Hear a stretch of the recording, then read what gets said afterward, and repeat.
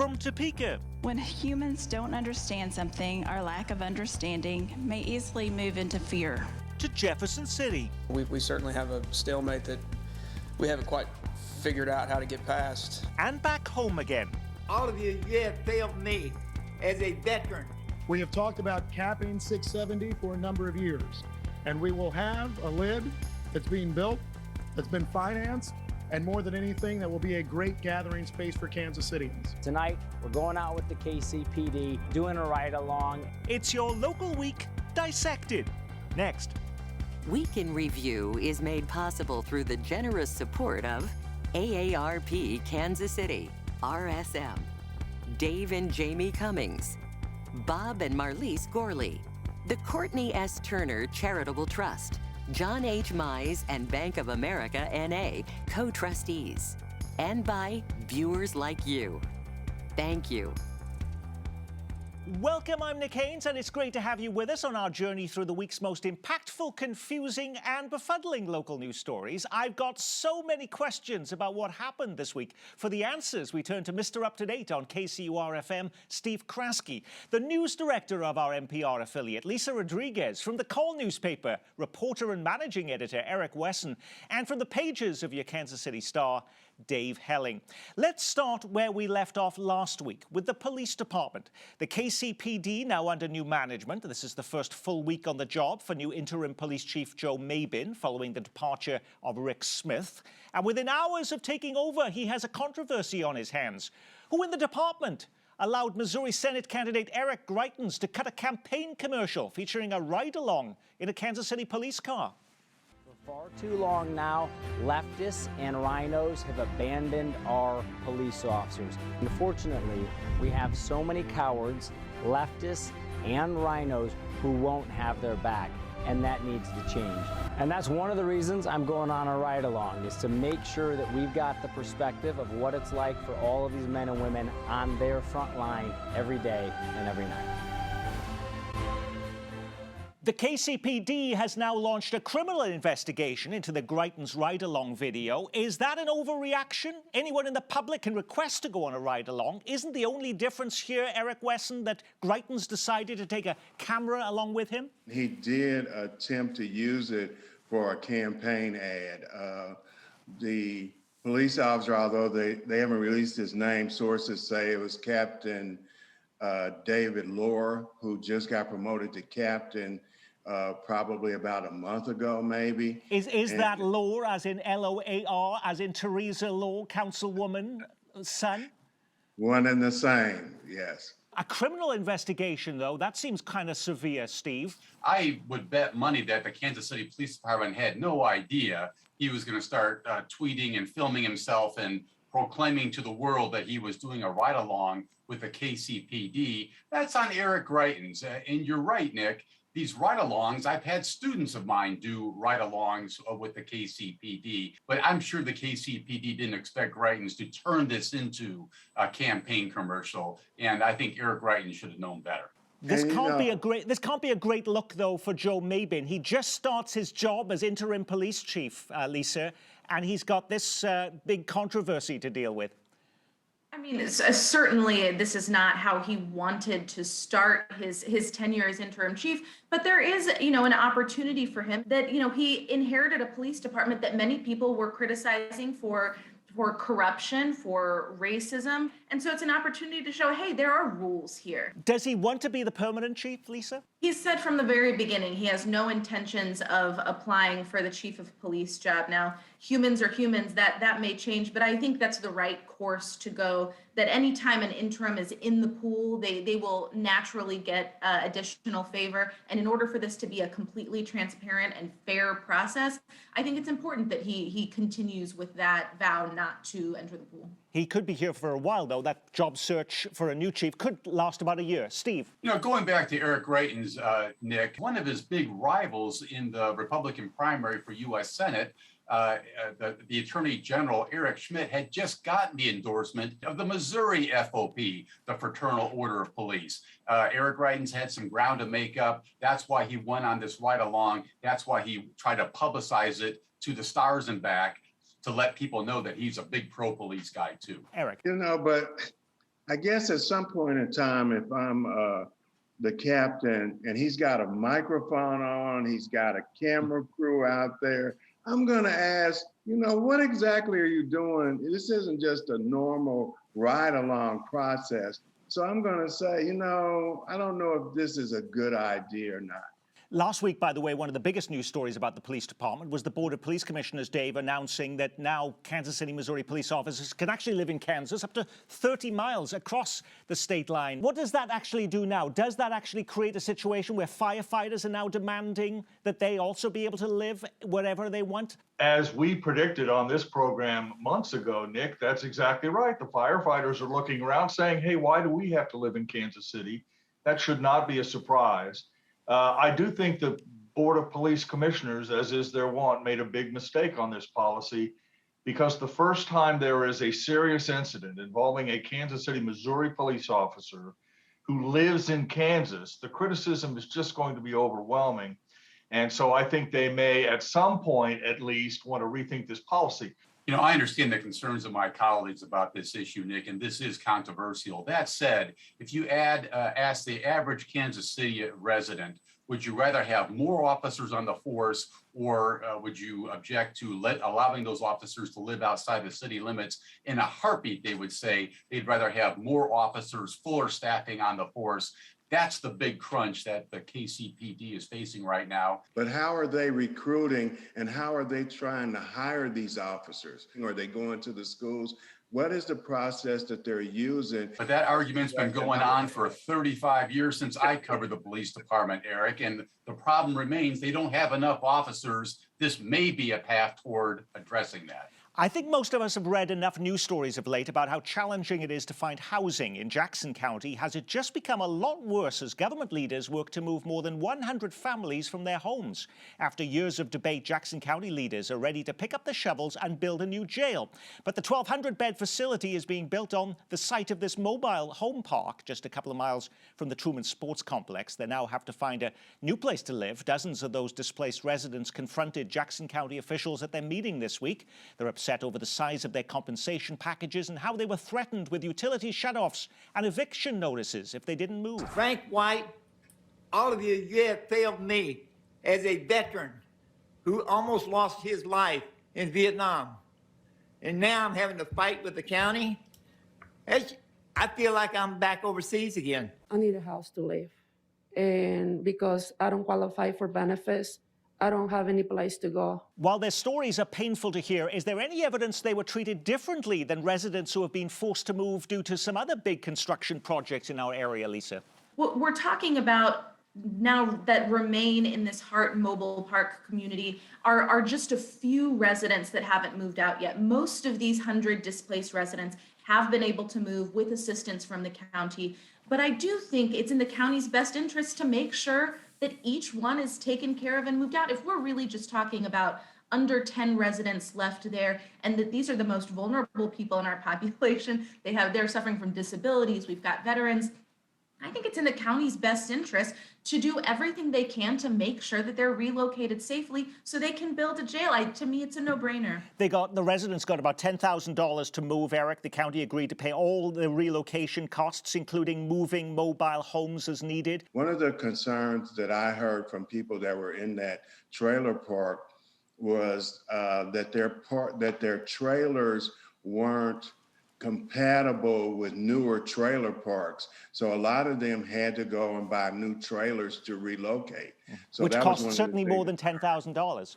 And they cost substantially more than $10,000. Dave, the other thing is about this, though, of course, the jail that currently exists downtown, the auditors have called it functionally obsolete, dangerous to both employees and those being held for trial there. So did Jackson County really have much of a choice? Well, no, Jackson County had to and has to build a new jail. We've written extensively about the problems there. There's violence. Some of the bars don't work. And it's a vertical structure, which people in penology will now tell you is the wrong way. You want it horizontal, so there's a greater ability to control the inmates. So no, they had to build something new. Let me just say, whenever you move residents, whenever there is a dislocation for a project, public or private, there are people at the end who just don't want to leave. And that's understandable. I mean, you're used to a life, you're used to a place, you've built your home or mobile home. I remember during the debate over the Speedway in Western Wyandotte County, there were at the end some holdouts, and it just takes a little bit longer and perhaps a little bit more money and more help to get those folks to agree to move on. Eventually it does happen. Up next, it has become the most vexing, emotionally charged issue in all of sports. Should transgender athletes be allowed to compete in women's events? In Kansas, lawmakers in the process this week of defying the governor and enacting a ban. When humans don't understand something, our lack of understanding may easily move into fear. Our history is full of examples of what happens when fear drives our decisions. I'm amazed that we're not hearing from more of those who are, if you will, feminists, standing up for young ladies. The motion prevails and the bill passes. The Kansas Senate not only overturning the governor this week on a measure restricting transgender athletes, they also defy her veto of a Parents' Bill of Rights, which is now one step away from becoming law. We are waiting for the House right now to vote. But for all the heat and emotion on both of these issues, what difference, Steve Kraske, would they actually make if they became law? Are we just going to see an appeal to the federal courts so we continue to be in limbo for many more months? That's a very likely outcome of all this, Nick, and it remains to be seen, particularly if the transgender bill will wind up getting overridden in the Kansas House of Representatives. In addition to the Senate, you need both houses to override a governor's veto here, Nick. But yes, further court fights on an issue like this that's so contentious is undoubtedly coming up in the months ahead. The thing about both the trans sports bill and the Parents' Bill of Rights is that, in effect, even if they both became law, these are not issues that routinely come up. Parents, if they want, can get access to materials that are taught in schools.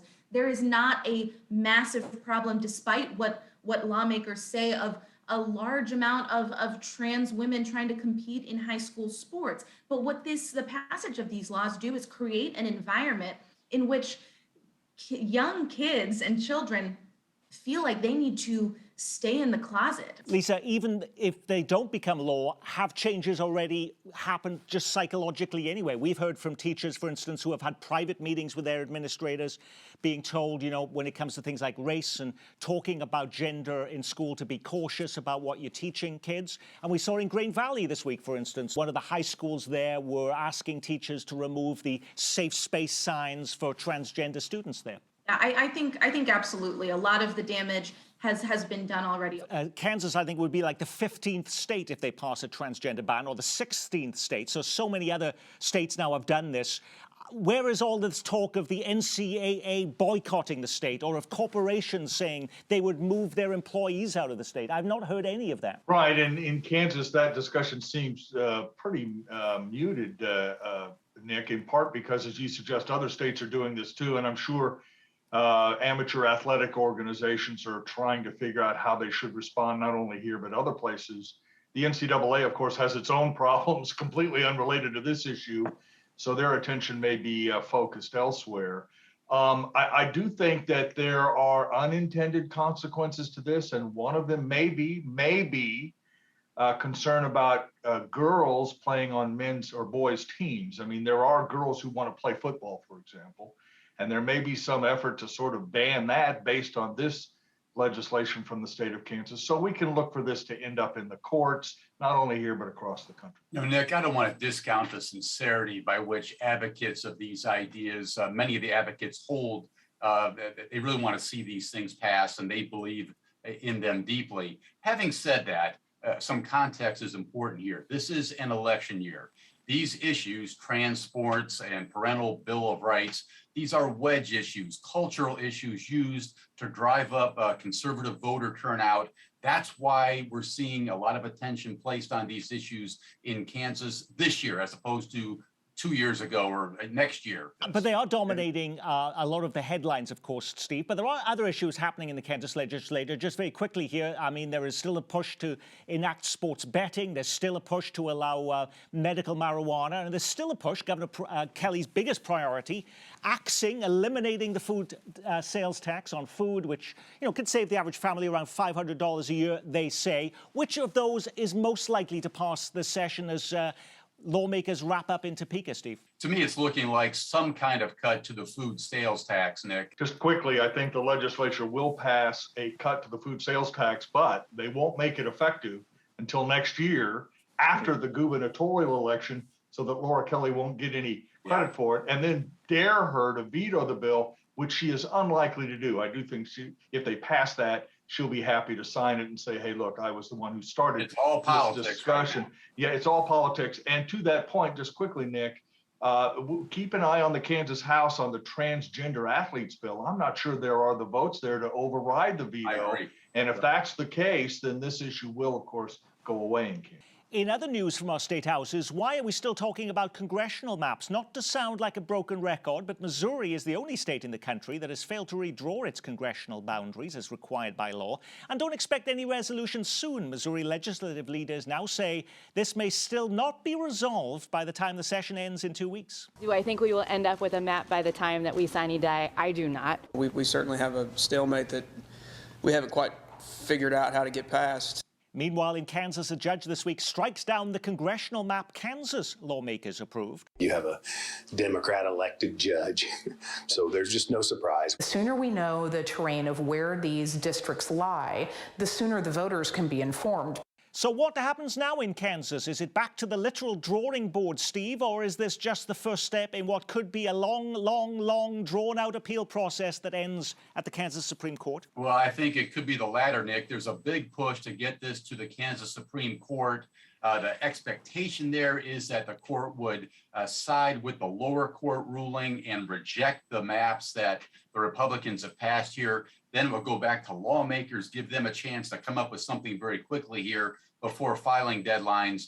But Nick, this level of chaos over redistricting is one more reminder why there's got to be a better way to do this and to hand this job to politicians. With congressional primaries just a few months away in both states, is it conceivable that we could have judges say, look, let's not use any of these new maps. Let's keep the existing maps exactly as they are, and we'll use new maps for the next election cycle in 2024. I don't think Missouri will be able to get away with this idea that we'll just use the old maps in 2022, because I think the Missouri Constitution specifically and explicitly says you have to have balance in your districts, and they're out of balance. So the judges will give lawmakers a last chance. If they can't fix the problem, the judges will draw the maps and impose them, and that's happened before. Next up, think about all the issues Kansas City is facing right now. Where would you rank building a park over the highway that cross-cuts downtown? While we were talking to the police chief and the mayor last week, local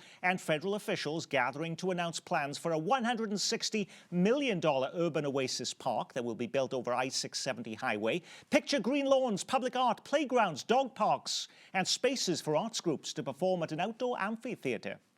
You will see shovels in the ground soon. You'll see a cap of 670. And more than anything, you'll continue to see a new downtown. This just gives another reason, not only for people to be in Kansas City, but for people to go home and talk about how great it was. Alrighty, Eric Wesson, think about all of the issues we're dealing with in Kansas City. Is this the top priority?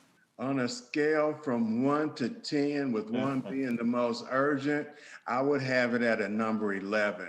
Imagine, if you will, Mayor Quinton Lucas going to Washington and saying, hey, we need $160 million for better schools or for road repairs or to help, investigate alternative policing methods so that we can bring down the murder rate. This is nice, but it is not, it should not be at the top of the priority list, as Eric just said. I'm assuming, though, Lisa, that things like violent crime, there isn't the same money available. There's a lot of infrastructure dollars sloshing around Washington right now, and so there's money for this kind of a project. So I think that's true, that people are more excited to dole out money and to approve money for infrastructure. I think, there was talk of some buy-in from area developments and from the Lowe's Hotel there to invest in these kind of shiny projects that directly benefit them, by the way. And so it is interesting how these, private companies can come up with money when it's something that directly benefits them. If we had this money to spend where we wanted to, could we make a bigger difference? You don't have to go too far outside of that downtown corridor to find places where this kind of money could make a transformational change. I'm not sure when this became such a massive deal and a must-see TV sports event, but the NFL draft is underway in Las Vegas. It's also a reminder that the clock is ticking for us here in Kansas City. We will host the NFL draft in 2023. The date has already been set. The three-day pro football spectacle will take place April 27th through 29th of next year in the area around Union Station and Liberty Memorial. The Kansas City Sports Commission claims it'll be one of the biggest sporting events this town has ever hosted.